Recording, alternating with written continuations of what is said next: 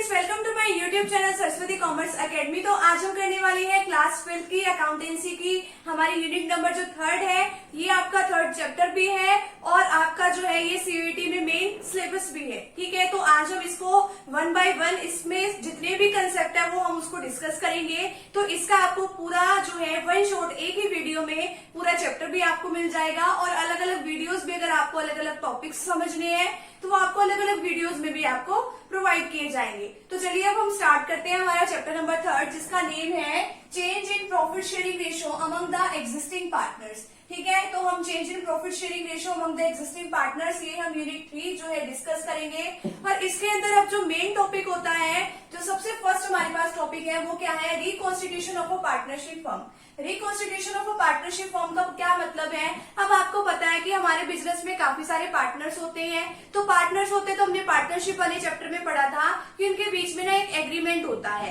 तो अब एग्रीमेंट में क्या होता है, उनकी जितनी भी सारी टर्म्स एंड कंडीशंस है वो सब लिखी होती है। अब वो टर्म्स एंड कंडीशंस जो है, अब कई बार क्या होता है कि हमें उस टर्म्स एंड कंडीशंस को चेंज भी करना पड़ता है।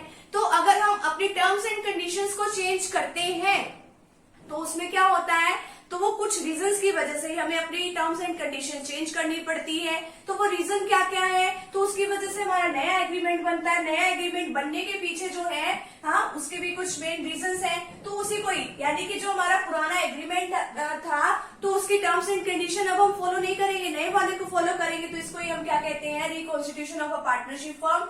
अब ये भी हम मेन इसके भी रीजंस है, इसमें 5 रीजंस आते हैं हमारे total. Change in profit sharing ratio among the existing partner, यानी कि जो हमारे पार्टनर्स हैं तो जो भी वो प्रॉफिट शेयरिंग रेशियो, जिस भी यानी कि रेशियो में वो अपना प्रॉफिट जो है शेयर कर रहे थे, उन्होंने अपनी प्रॉफिट शेयरिंग रेशियो ही चेंज कर ली। ठीक है, ए और बी जो है दो पार्टनर्स थे, वो इक्वली अपना प्रॉफिट और लॉस जो है शेयर कर रहे थे।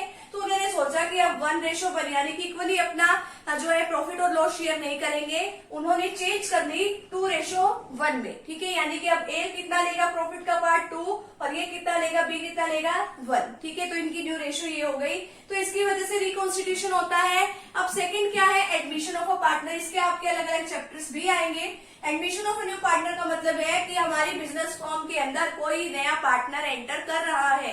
तो अब कोई नया पार्टनर आएगा तो उसको भी तो प्रॉफिट देना पड़ेगा ना। ठीक है, तो अब देखो कि ए और बी जो है वो इक्वली अपना प्रॉफिट एंड लॉस शेयर कर रहे थे। सी एक नया पार्टनर आ गया 1/4 शेयर के लिए, इस वजह से चेंज करना पड़ गया। नेक्स्ट है retirement of an partner. Retirement का मतलब है कि वो कोई पार्टनर हमारी बिजनेस फर्म में पहले काम कर रहा था, वो हमारे बिजनेस को छोड़ के जा रहा है। अगर वो हमारे बिजनेस को छोड़ के जा रहा है तो उसमें क्या करना पड़ेगा हमें, तो उसका जो है जो हिस्सा है वो तो जो है बाकी वाले पार्टनर्स में बचेगा ना, जो वो पहले हिस्सा ले रहा था। अब देखो ए बी सी हमारे पास 3 पार्टनर थे, वो 5:3:4 में अपना क्या दे रहे थे, अपना प्रॉफिट और लॉस जो है शेयर कर रहे थे। सी मान लो रिटायर होके चला गया। ठीक है, अब बचे कितने पार्टनर, ए और बी, वो अपना जो है वो 5:3 में, यानी कि इसकी रेशो तो अब उन्होंने खत्म ही कर दी, तो वो 5:3 में अपना प्रॉफिट और लॉस शेयर करेंगे। ये ए की हो जाएगी, ये बी की हो जाएगी। आगे क्या है, डेथ। मान लो किसी पार्टनर की डेथ हो जाती है, ए बी सी 3 पार्टनर है, वो 2:3:1 में वो अपना प्रॉफिट और लॉस शेयर कर रहे हैं। बी की मान लो डेथ हो गई, ठीक है, तो इसका ये जो है प्रॉफिट का ये हिस्सा भी खत्म।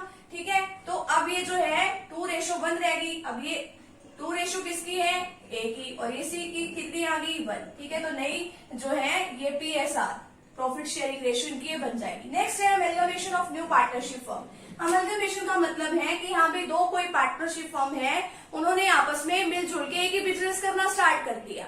मान लो 2 फर्म है, वो आपस में कंपटीशन में लगी रहती थी कि तू ना ज्यादा प्रॉफिट अर्न कर, मैं तेरे से ज्यादा अर्न करके दिखाऊंगा। ठीक है, तो इस तरीके से कंपटीशन होता था इन दोनों के बीच में। ए भी एक फर्म थी, एक CD एक फर्म थी। तो उन्होंने सोचा कि हम ना कंपटीशन नहीं करते, हम दोनों आपस में क्या कर लेते हैं, मिलकर बिजनेस करेंगे। जितना भी प्रॉफिट और लॉस है वो हम मिलकर अर्न करेंगे।